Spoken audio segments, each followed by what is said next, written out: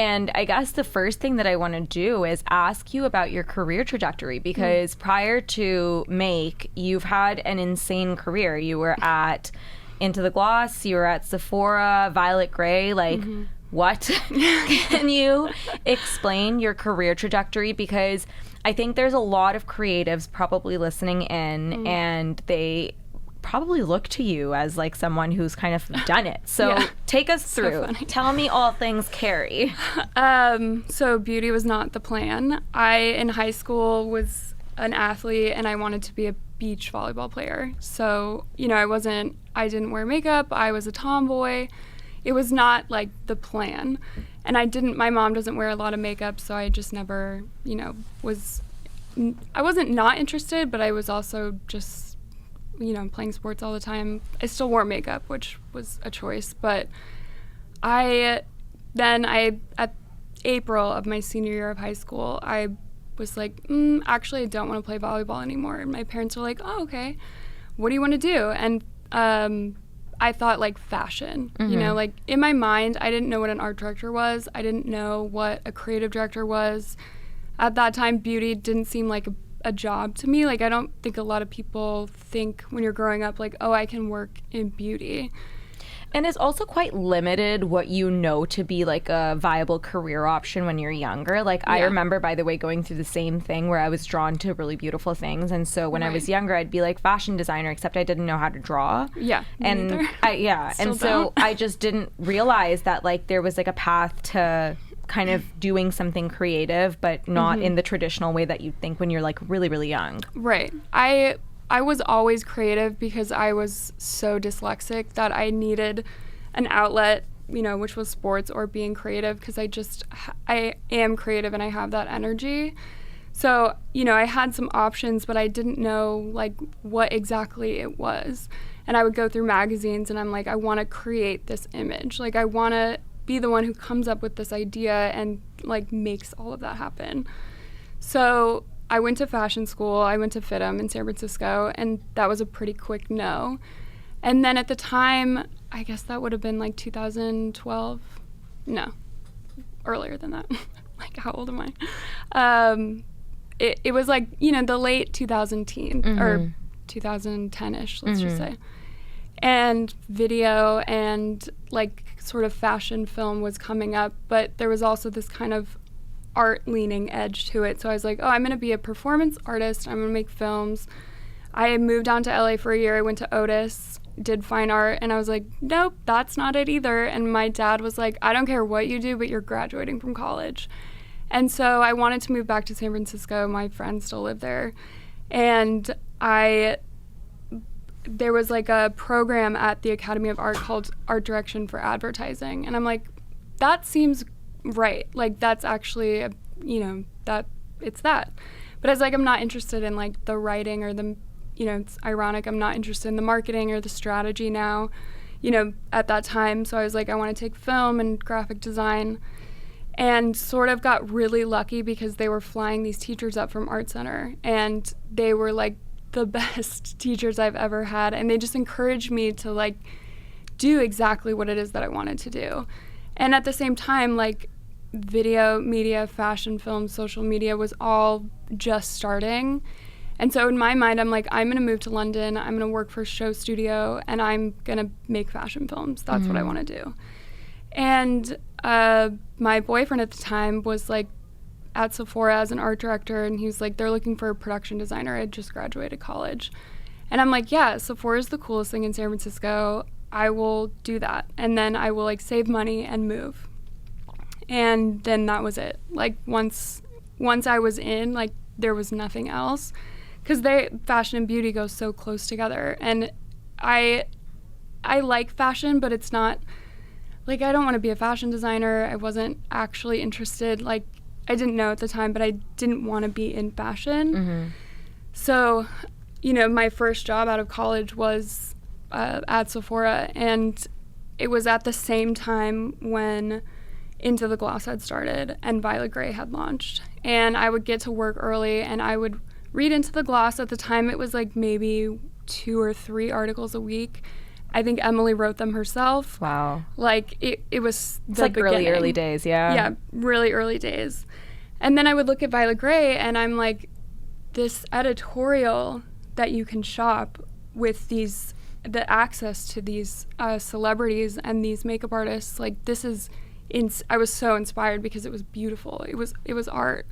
And then you could buy the lipstick, and I'm like, you know, and Into the Gloss was the same concept, like content and commerce. And with Sephora at the time, I was like, oh, we got to do this. We have to integrate Into the Gloss somehow into stores and this and that. You know, and they were like, okay, you know, yeah, sure. And then I was like, I have to work for Emily. Like, I don't know what, I don't know how. Like, I was so sure that I was going to work for her.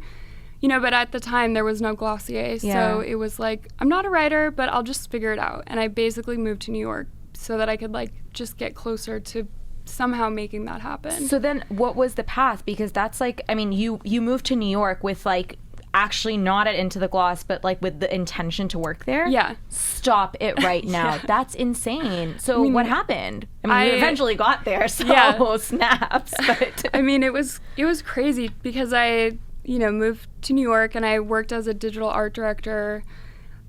There was a lot of things that just started to happen, and the timing of digital and social media, like, just allowed me to very easily, like, when I look back on it, very easily get in and do the things I wanted to do, because at the time, digital was not something that was prioritized. It was starting to be, like, for big retailers or for brands.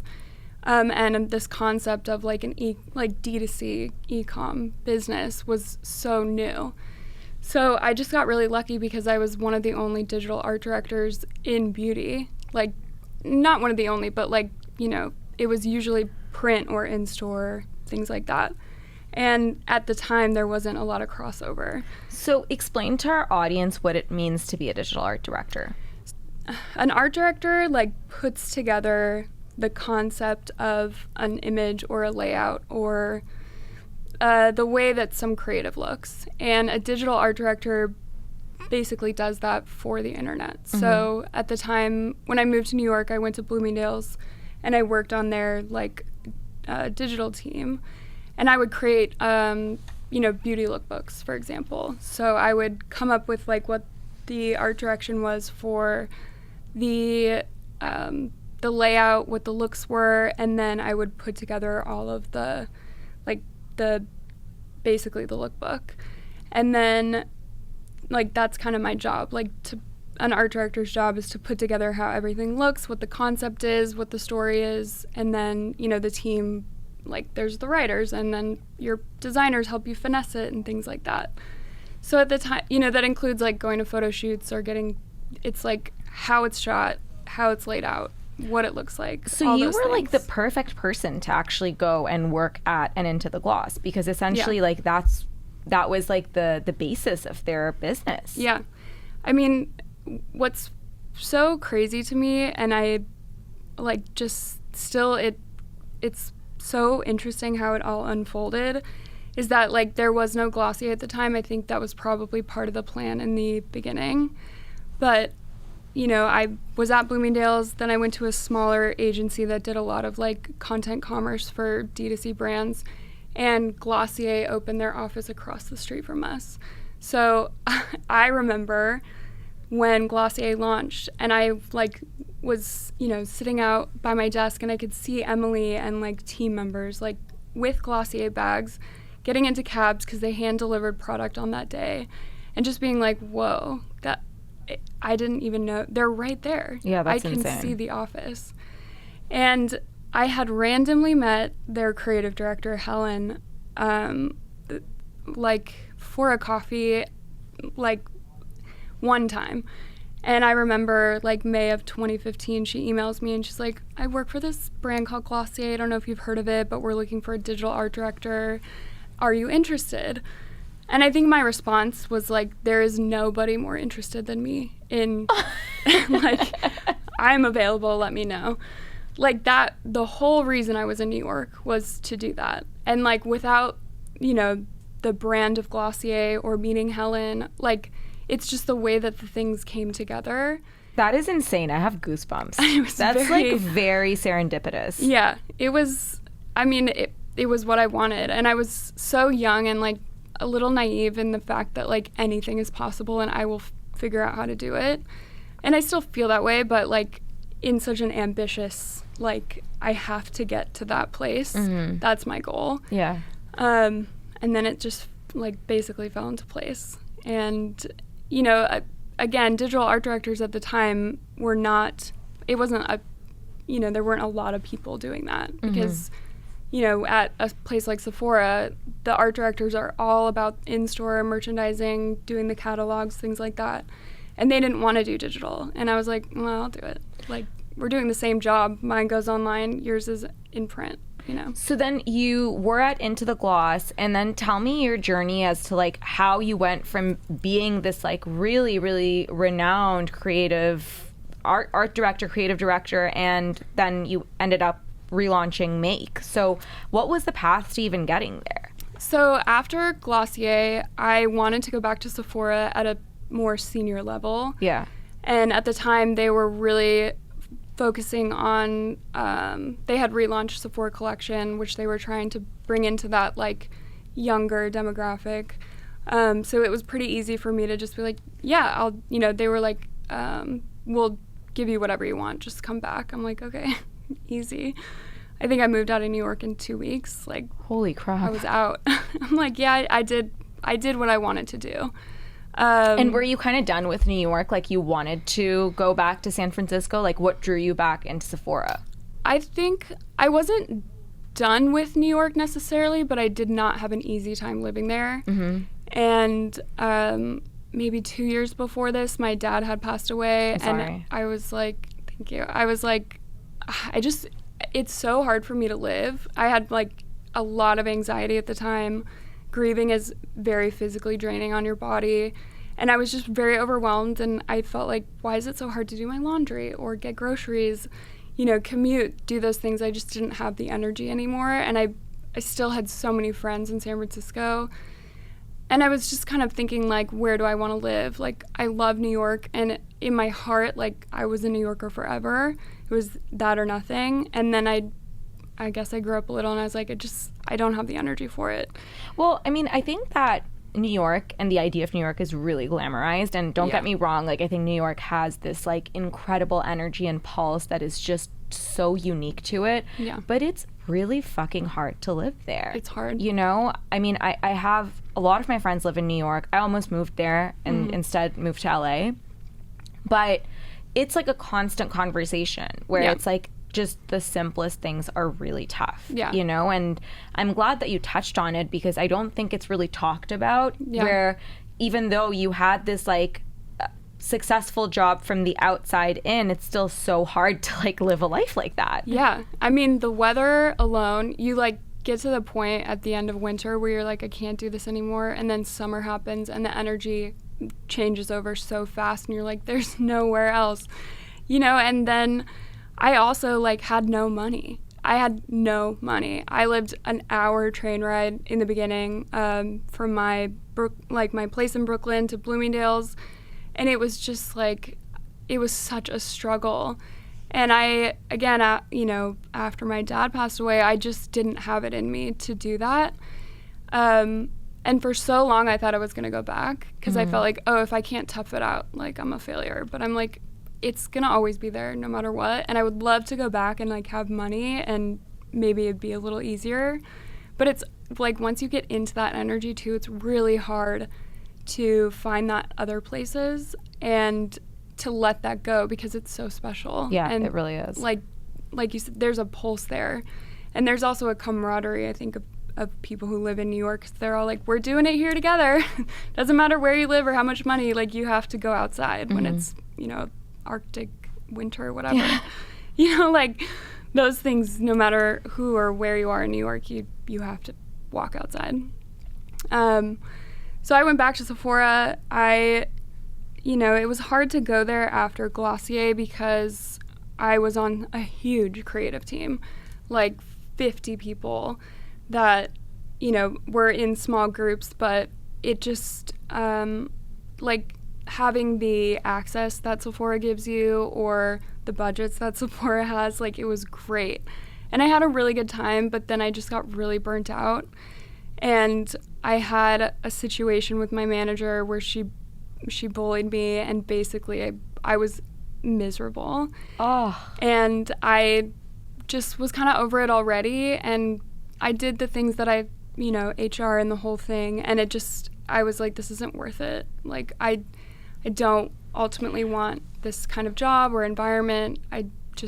It's insane because we spend so much time at work. Yeah. And I think people really diminish how important it is to be happy, considering that you are spending the bulk of your life working. Yeah. And it's not just like, it's very sad, I think, if you just like keep letting things like that go and all you're looking forward to every week is the weekend, which is only 2 days. Yeah. And or like 7 p.m. or 6 p.m. when you're out of the office. Yeah. Like that. Like it's just so hard. And I've been there too, where I've been in like tougher work environments, and it takes the soul out of you. Oh, I was it's a crushing. shell of a person. I got really sick. I had the most insane acne I've ever had from stress. I had an ovarian cyst, and it burst, and like it was awful, and I was so ill and miserable, on top of like unaddressed grief and anxiety and depression, all those things that come with that.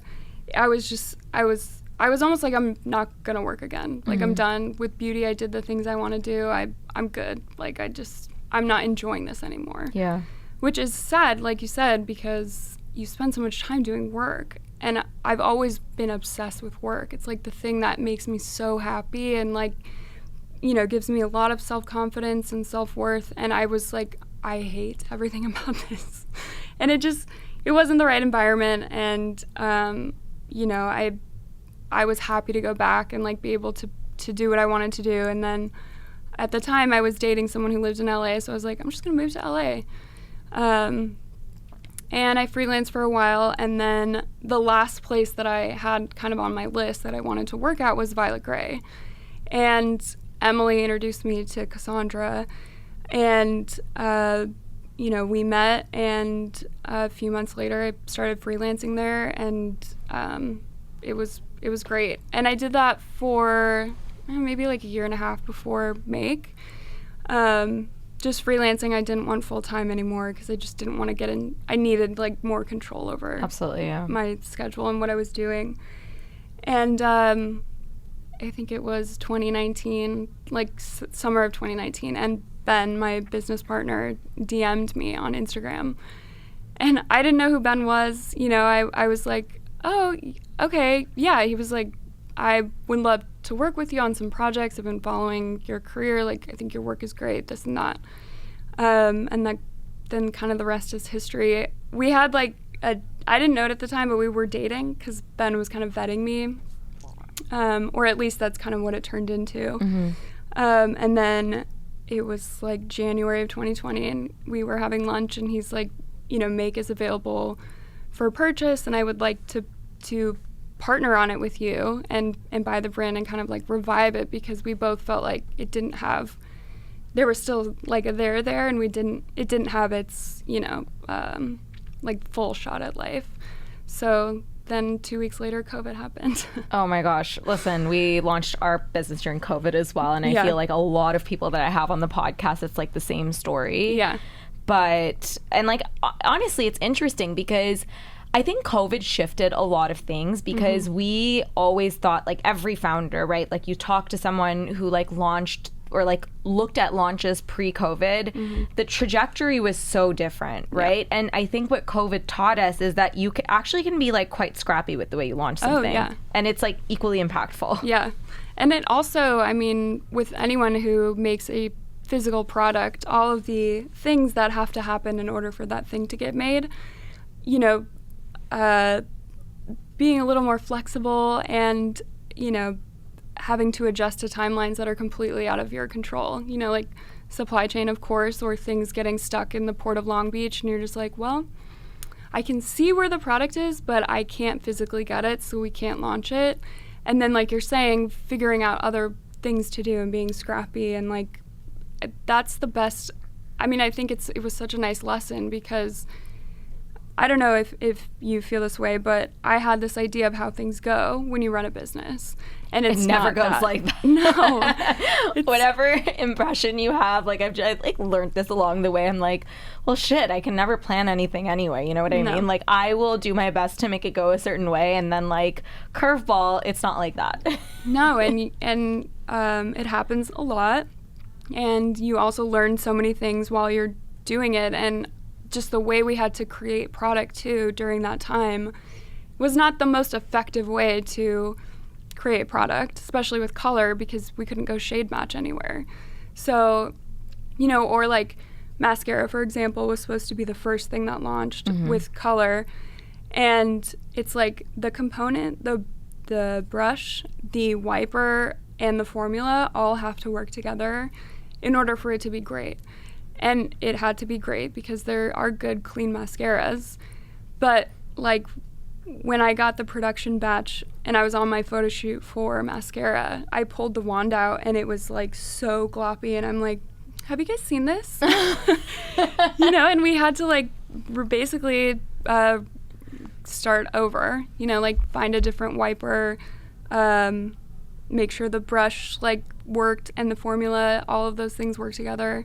And it took 9 months to relaunch it, you know, and that was like, at the time, devastating, because I'm like, what are we going to do? Oh my gosh, we don't, this and that, and it worked out, you know. So then what did you do to, I guess, like, make the most of that situation and kind of be nimble and change plans? So one thing I did before, or right when I was starting Make, was I kind of told myself, like, I am going to let go of what I think it should be.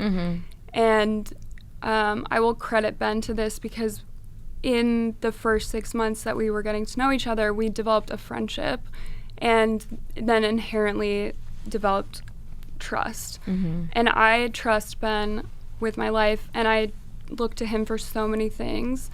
And I'm like, the team that he has around him has been with him forever. They trust him, you know. He's also brilliant. He's brilliant. And he has proven, like, success. You know, so he knows what he's doing. Like, and I think he's, like, very one of a kind, I have to say. Like, when I was telling Carrie offline, for everyone else for context, I actually met Ben at a dinner before I met you, Carrie. And I remember, like, my husband, he's my co-founder, and the two of us met him, and we were like, this man is like probably one of the smartest people we've ever spoken to. Like, what the heck? Yeah. It's nuts. I mean, I feel so lucky to just know him and have him as a friend, but also to have him as my business partner, because I couldn't do this without him.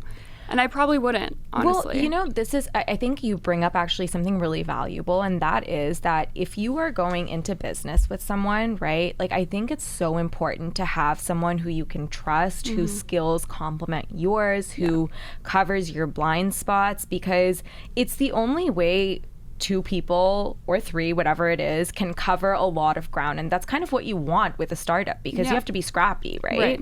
So it's like what you're saying is like very sound. Yeah. So in the beginning, I was like, I'm just gonna let go of what I think this brand should look like, and what it should be like. And Ben helped me a lot, because I came from sort of a luxury beauty world, and that is kind of like my aesthetic. And you know, all Make products are under $40, and that was a huge like something that was really important for the both of us. And he really helped me a lot commercialize things, which I would have never done on my own. And you know, I just, anyway, in the beginning I was like, I'm gonna let go of how this should look, and I'm gonna go with the flow, and I'm gonna say yes, and I'm just gonna learn as much as I can. And you know, that was not easy at all, and it took me a long time, I think, to kind of really like embody that and wrap my head around how that actually looks. And you get to a point in your business where you're almost just like too busy, and you don't have the choice to be like, to have an emotional reaction to something that happens. And now when those things happen, I'm like, great, how are we gonna figure it out? And I try to look at those things that happen as opportunities to like maybe it's going to be different and better than what I thought it was going to be before. It's going to like force us to be creative and figure out something, you know, scrappy to get it done, because at the end of the day, it has to get out. Yeah. You know? Yeah, absolutely. So, yeah. You said that your background was obviously like luxury beauty, which has a very specific kind of aesthetic. How do you translate that to a brand like Make and still kind of bring that eye that you have while also appealing to the audience that you're going for? I mean, I think it's a balance of things.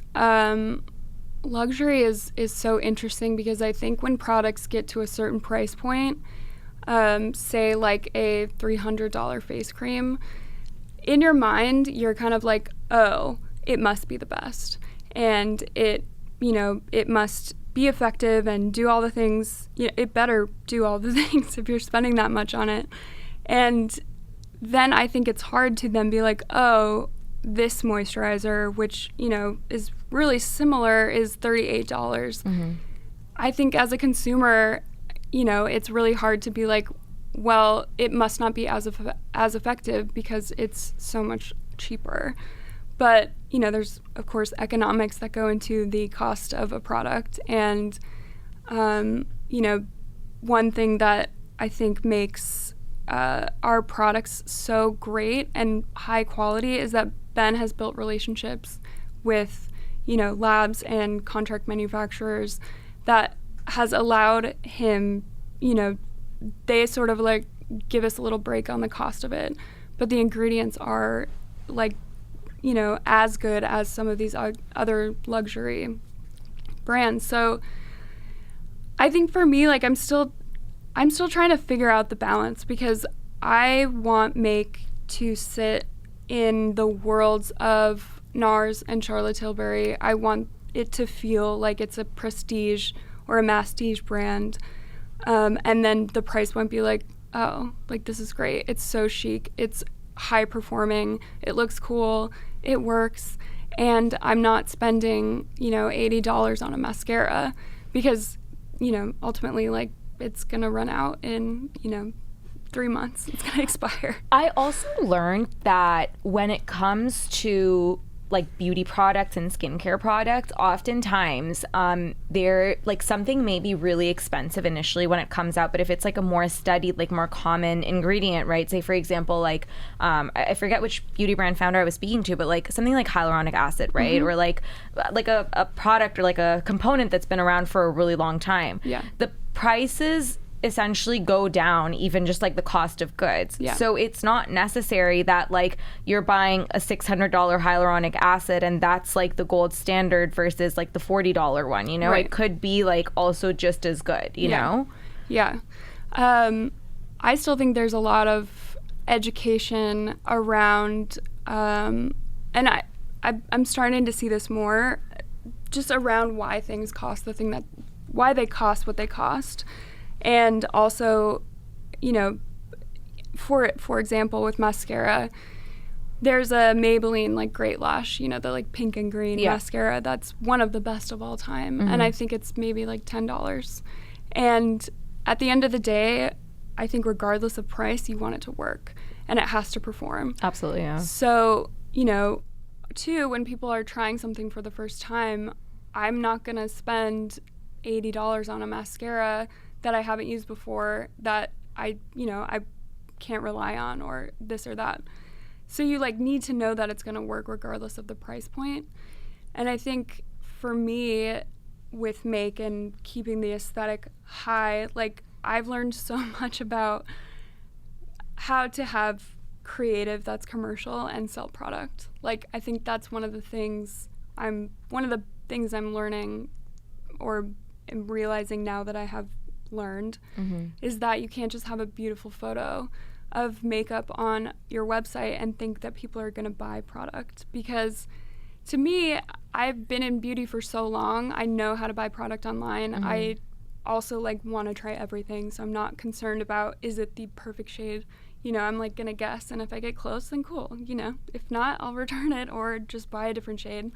But now I'm like, okay, I have to shoot this in a way that is beautiful, that also sells this product to someone who has never heard of it and doesn't know how to use it, which, you know, as a business owner, I'm like, okay, this is great. I have all these ideas, this and that, you know, and then my like creative side, which, you know, I don't think it's becoming more commercial, but it's still very refined. Like I have a very, like, I have like an aesthetic for sure and a way that I create work. And what I'm like obsessed with right now is figuring out how those two go together, because it is possible. And, you know, with also like the limited team that I have, and I do all of the creative for Make, which takes a lot of time.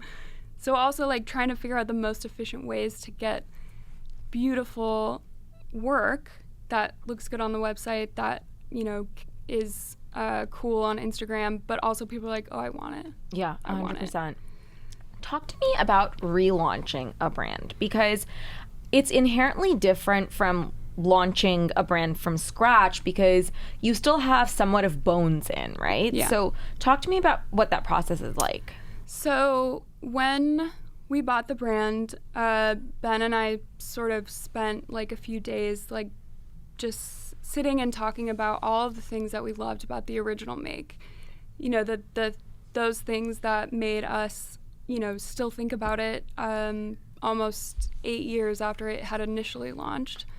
And, you know, again, it being a brand that we both loved and that I knew from the beginning, because I lived in New York when it launched.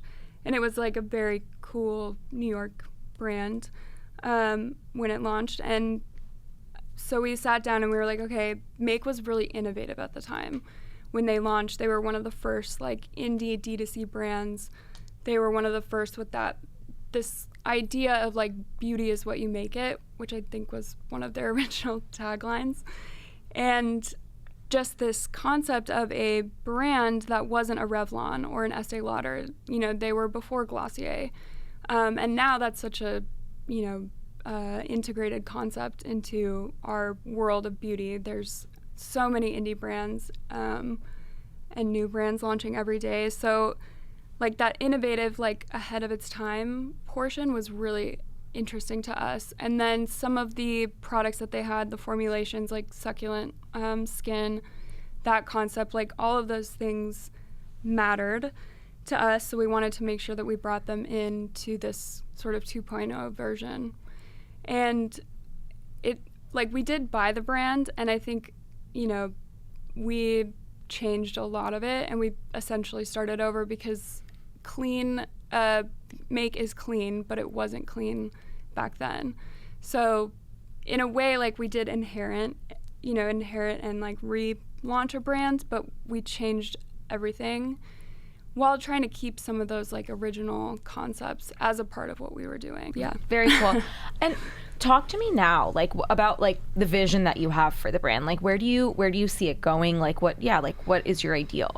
So, I've like thought about it so much in my mind, but you know, like articulating it is always different. Like I said, I think to me, you know, Make is a clean brand, which is not something that I personally find as a key portion of our brand pillar. I think it's kind of the standard now. I also think that clean changes all the time, and people's, you know, your idea of clean or my idea of clean is different.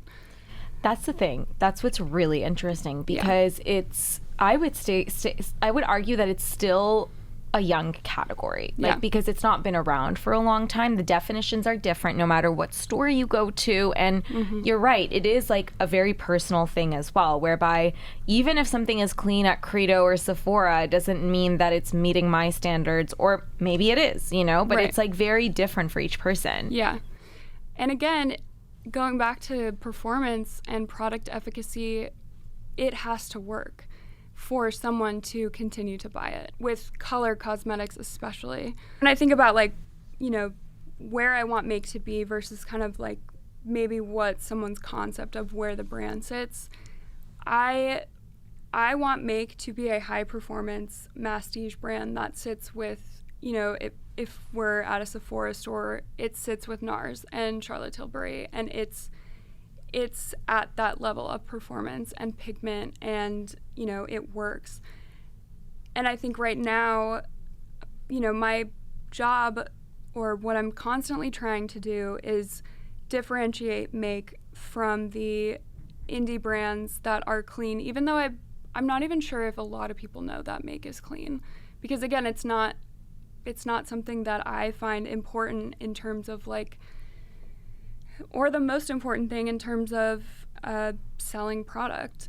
So, you know, when I think about where I want make to be, like, I want it to be at Sephora. I want it to sit with those brands. You know, I would love to launch in Sephora and have a huge space right away, because that's, like, ultimately I believe that our products are that high performing that they deserve to be up there with, you know, the products that we all, you know and love. And that's what I want to grow the brand into, is something where you're like, oh, you know, I want to create a product that is, you know, as well known as Charlotte Tilbury's Pillow Talk shade. I love that. You know, like, that is my goal. Yeah, it's the best. Yeah, it's iconic. Yeah. Talk to me about being a creative founder and the necessity of, like, having others around you who perhaps kind of complement that skill set, because I see creative, like, deep, and by the way, I'm a creative founder, okay? Yeah. And it's really hard for me to understand, like, the numbers, for example. Like, I really struggle with that, and I'm lucky that my co-founder is very much, that's his skill set, you know? But talk to me about being a creative founder and navigating that, because I think sometimes what we see in our mind's eye, it's not necessarily what sells. Yeah. I learned that over and over again. I think, you know, again, going back to being a creative and having to understand, like, I remember distinctly at Glossier, I was working with someone who was responsible for, like, optimizing the site, essentially. And he wanted to do A/B testing. And at the time, I have, like, you know, in my mind, I'm like, no, we'll tell them. You know, like, we decide. And then very quickly, I obviously didn't win that argument. And then I realized, once we got, like, information back from that, I'm like, oh, all right, well, I wasn't wrong, but now I feel like I understand how to make my work better, because what you create and what you make has to sell product. When you're working for a retailer, you know, D2C, like, the goal is to sell product. So I think now I want to test everything, and I don't want to get too attached or put too much time or put too much money into something that I am not sure is going to be, you know, a hero SKU.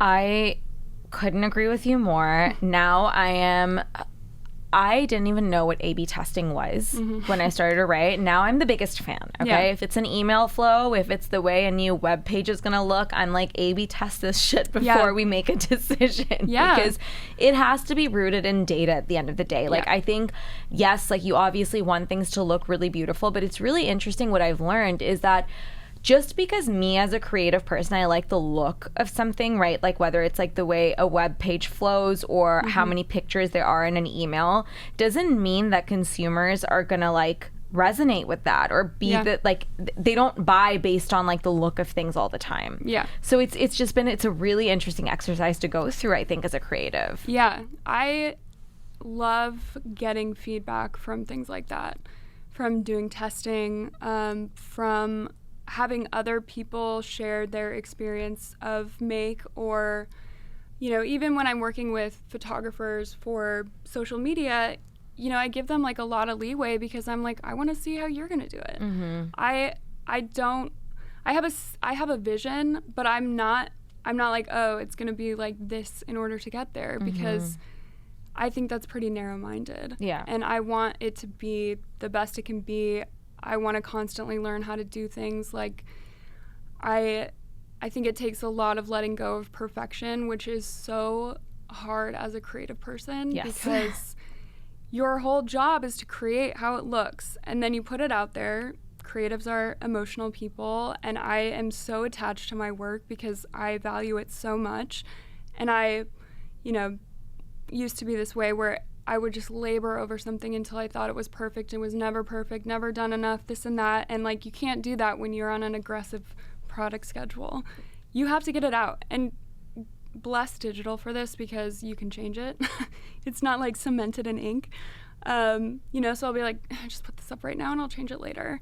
Whereas before, I think I would have just been like, oh my God, I can't believe it's not this or that or whatever. It would prevent me from just doing it, which is the most important thing, is getting it live. Yeah, I agree with you, and I think it's something that has been a concept in the tech world for a really long time that we've brought into the way that we do things at Array, whereby you put something out and you iterate based on feedback, whether that's like, I remember the first website that we put out, it was such shit. Like, my husband built it out. It was like a Shopify template. It was horrific. But we were like, we just need to go to market because we need to make sure that the product itself has product market fit before we like put in, I don't know, like 10, 20 grand that we don't have into website development. Yeah. And sure enough, like, I'm glad we did because we understood that people loved the product. And then with the money we made, that's how we like did our website. And I don't think anyone remembers how shit our website was today. Right. That's another great thing about the internet is people forget. Yeah. People forget all the time. Yeah.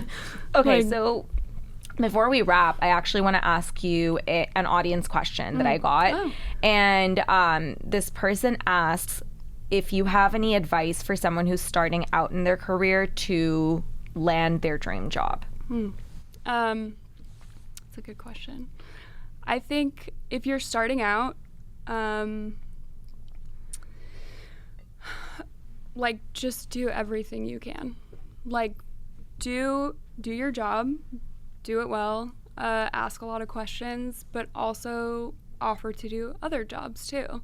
I think I would also say, like, stay really open to how things are going to happen, because, I wanted to work at Into the Gloss and ended up there in a way that I would have never been able to conceptualize in my mind without the experience that I had.